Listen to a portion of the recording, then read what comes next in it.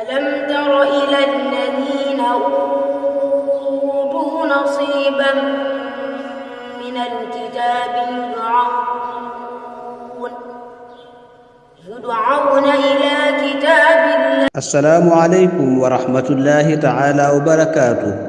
yen mbokki jullit ñi, yen mbokki taalibe yi, waa daaray Taysirul Asir bu sëriñ Abdullahi Gaye ñu miin ko ci sëriñ Abdu Ummi Gaye rahmatullahi alayhi ci Tuuba jannati naim ñoo leen di yëgal ubbiteg njàng mi, tàmbalik njàng mi atum 1433 dëppoog 2021-2022. njàng mi nag mi ngi tàmbali benn fan ci weeru tamxarit, kon gaaw leen gaaw bindu.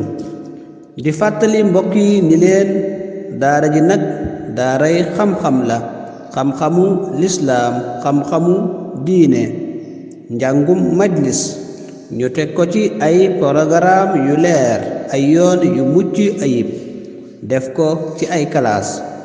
kuy bindu na nga gaaw bindu balaa fan yi weesu, ku yeex tuuti déwén rekk ngay mën a bindu. ألم تر إلى الذين أوتوا نصيبا من الكتاب